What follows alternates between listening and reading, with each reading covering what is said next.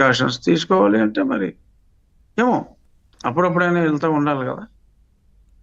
అందులో భాగంగానే పైగా ఇప్పుడు దుకాణం సర్దుకునే పరిస్థితి కాబట్టి ఇలాగ దుకాణం సర్దుకుని అక్కడికి వెళ్తున్నాడు అన్న భావన రాకుండా ఉండటం కోసం ఫ్రెండ్స్ 9వ తారీఖు మనం ప్రమాణ స్వీకారం చేస్తున్నాం అని చెప్పి ఇవాళ అఫీషియల్ వెబ్సైట్ లో ఒకటి వదిలేరు, ఒక కార్టూన్ వదిలేరు.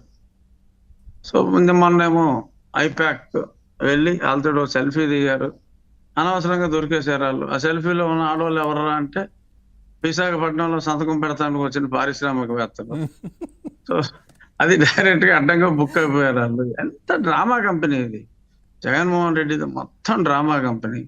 అది నేను ఎప్పుడో తెలుసుకుని అరే తప్పు చేసాంరా బాబు, ఈ డ్రామారావు రహస్యం ప్రజలందరికీ చెప్పాలని నేను అప్పుడు మరి 4.5 ఏళ్ల క్రితం మరి నేను ఇతని మీద, ఈ డ్రామా ఆర్టిస్ట్ మీద, ఈ ఆస్కార్ ఆర్టిస్ట్ మీద నేను యుద్ధం ప్రకటించడం అయింది. మరి ఈరోజు డెఫినెట్ గా అఫ్ కోర్స్ ఎందరో మహానుభావులు, అందరికీ వందనాలు, అంతా చంద్రబాబు నాయుడు గారి కృషి. బట్ స్టార్టింగ్ లో వేలెత్తి చూపే ఒక చిన్న పాత్ర నేను పోషించినందుకు ఈ యుద్ధంలో నేను కూడా మరి ఒక ప్రథమ సైనికాధ్యక్షుడిగా, ఒక సైనికుడిగా.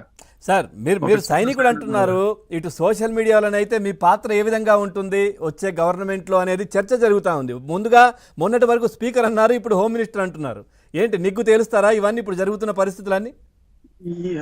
మనకి ఏ పదవి, అసలు పదవి ఇస్తారా ఇవ్వరా, పదవి ఇదంతా అది కాబోయే ముఖ్యమంత్రి చంద్రబాబు నాయుడు గారి సోల్ డిస్క్రిషన్.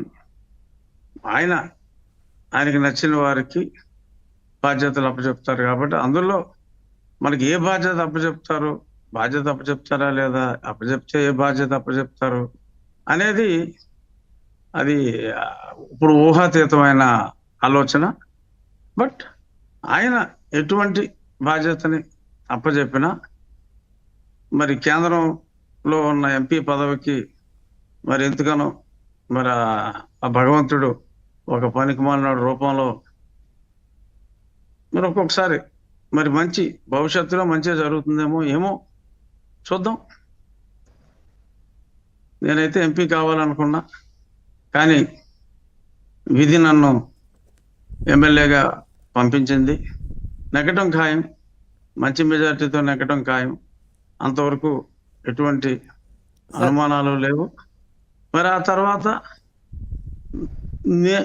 నేనేమిటి అన్నదే అది సార్ మీరు అంటున్న దాంట్లో అనిపిస్తుంది నిర్ణయం, భగవంతుడి నిర్ణయం, లోకేష్ గారి నిర్ణయం. భగవంతుని నిర్ణయం కావచ్చు, మీరు అనుకుంటున్నది కావచ్చు. మీరు ఎంపీ అవుదాం అనుకున్నారు, కానీ ఇప్పుడు శాసనసభకు కంటెస్ట్ చేసిన పరిస్థితి ఎమ్మెల్యేగా.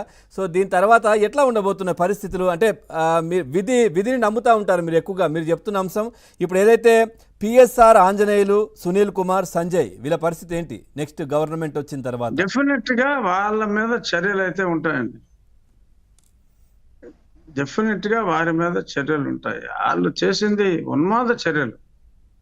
ఇప్పుడు నన్ను ఒక ఎంపీని కొట్టడం, ఎంపీని చంపమని ముఖ్యమంత్రి చెప్పడం, ఇవన్నీ వచ్చి నిజాలు. సరే, నేను ఒక ఎంపీని కొట్టడమే చాలా ఘోరాతి ఘోరం. అసలు నారా చంద్రబాబు నాయుడు గారు 14 ఏళ్ళు ముఖ్యమంత్రి చేసిన ఒక గొప్ప వ్యక్తి, ఈ రాష్ట్రాన్ని స్వర్ణ పదంలో నడిపించిన వ్యక్తి ఎన్నో సంవత్సరాలు. మరి ఆయన మీద తప్పుడు కేసులు పెట్టి ఆయన కూడా మొన్న చంద్రబాబు నాయుడు గారు అన్నారు, జైల్లో నన్ను కూడా చంపాలని చూశారు అని. అంత పెద్ద ఆయన ఆ మాట అన్నారంటే మరి ఆయనకి ఎంత మానసిక క్షోభ అనిపించుంటారు.